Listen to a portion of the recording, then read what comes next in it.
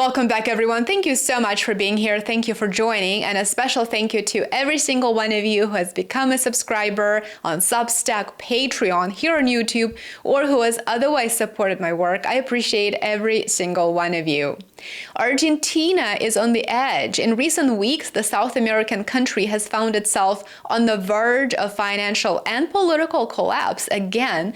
The peso is in free fall, inflation is resurging, and foreign investors are bolting. In the eye of the storm is President Javier Milei, Argentina's libertarian leader who campaigned, as you may recall, on slashing government waste, on crushing inflation, and as he put it, on making Argentina free again. But today, Milei faces his biggest crisis yet. And right now, in an unexpected geopolitical twist, President Trump is stepping in to help Milei. Trump is ready to rescue Milei with the full backing of the American Treasury. So how did this begin? We will cover this in great detail. First things first, how did it all begin? On September the 22nd, just 15 minutes before Argentina's markets opened, U.S. Treasury Secretary Scott Bessent sent shockwaves through global financial circles. He posted on social media, Bessent declared Argentina a systemically important U.S. ally and promised that, quote, all options for stabilization are on the table. His message ended with a quite bold and unmistakable slogan, Argentina will be great again. The timing wasn't coincidental, of course. We understand that. Argentina's central bank had just burned through over $1 billion in reserves in a desperate attempt to stop the peso from collapsing. And it failed. That was a failure. The currency briefly breached its government-imposed trading ban, hitting 1,475 pesos to the dollar, sparking full-blown panic in markets already shaken by political chaos, corruption scandals, and fears of another sovereign default. Trump and Milei are now meeting this week in New York. They will be joined by Treasury Secretary Scott Bessent to plan for what could become one of the boldest international financial interventions of the Trump era. Though still unofficial, discussions reportedly include direct dollar support, so Argentina will be provided with US dollars, swap lines, and purchases of US dollar-denominated Argentinian debt through America's Exchange Stabilization Fund. The fund is effectively a pool with over $200 billion available. For now, markets have responded with a sign of relief. The peso rebounded 4%. Argentinian bonds climbed up somewhat. Local stocks actually increased about 6% from what I saw. But don't be fooled. This calm is temporary because this rescue, as we will discuss in just a second, and if that happens at all, may only buy Milei some time. So what went wrong? Just 6 months ago, Javier Milei was being hailed by the West as Argentina's economic savior. He had secured over $40 billion in multilateral loans, launched sweeping austerity measures, and crushed annual inflation from nearly 300% in April down to just 34% in August. But behind these promising numbers was what turned out to be a fatal miscalculation. The peso and sovereign bonds collapsed after the central bank executed its largest daily dollar sale in 5 months, as political defeats for President Milei caused investors to fear that his fiscal austerity program is under threat.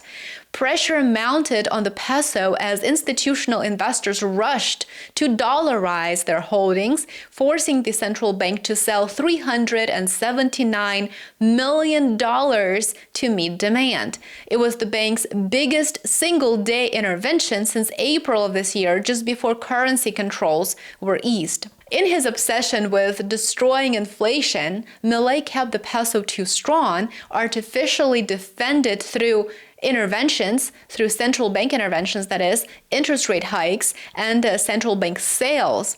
This policy curbed inflation, yes, it did, but it also choked economic growth, it widened the trade deficit, and it effectively eroded Argentina's dollar reserves. By the time political trouble came knocking on the door, the country was dangerously exposed and near collapse. The shock arrived when Milei's coalition suffered a humiliating defeat in Buenos Aires province, which is effectively Argentina's political heartland.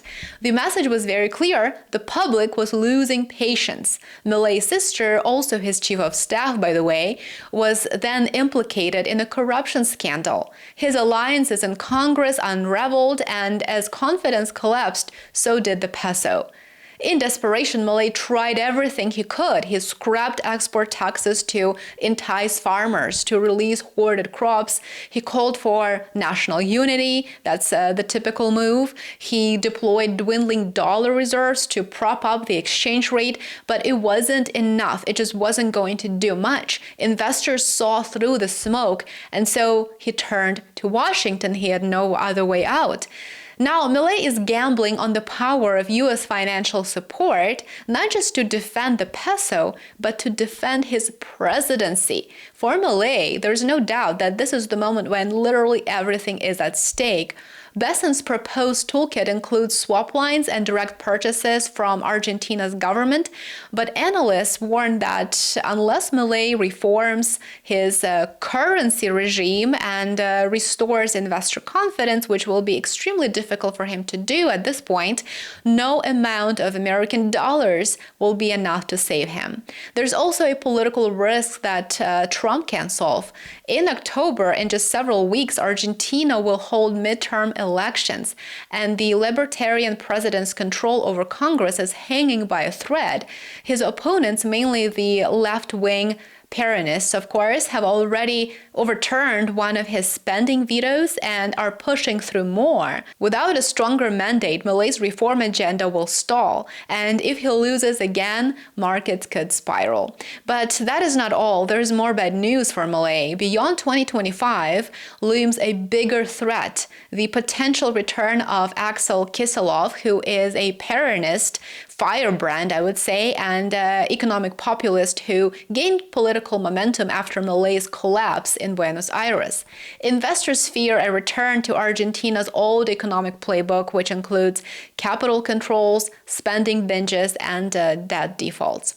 So the big question is, after having covered the recent developments briefly, the big question is, can Trump's dollars actually fix Argentina? Economists say probably not, at least not alone. Alejandro Werner, who is the head of the IMF's Western Hemisphere department, warns that U.S. help without political support is not sufficient. What Argentina needs is a credible and cohesive economic strategy. It also needs political stability, and perhaps most of all, it needs trust. Right now, it lacks all three. Even inside Milei's own camp, cracks are showing, and they're getting wider. A former top advisor who resigned earlier this year says the current exchange rate policy is just simply unsustainable. He believes U.S. support should come with strict conditions, including allowing the peso to float, building dollar reserves, and also stopping market distorting interventions. So where does this all go? Best case scenario would involve U.S. support stabilizing the peso, of course. Milei surviving the midterms with enough seats to revive his agenda, and Argentina, against all odds, securing a path toward growth and debt repayment, which right now Argentina accounts for 1/3 of the IMF overall lending. Imagine that.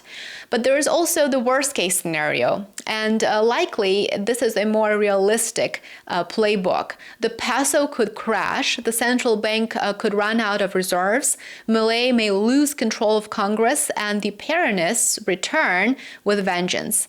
In either case, one thing is very clear at this point: Trump's bet on Argentina is no small gamble, but if it fails, if Milei's government collapses, that is, Trump won't just lose a foreign ally. He will have backed yet another high-profile economic experiment, effectively, effectively that fell apart under the weight of its own contradictions. What do you think about the recent developments in Argentina? Is there anything that can save Milei? Let me know in the comments below. I would love to hear from you. Give this video a thumbs up, consider sharing it, and subscribe on YouTube. I would love to have you back for my next video. And if you enjoy reading, if you would like a bit more content, make sure that you check out my Substack and Patreon. Have a great rest of your day. Take care.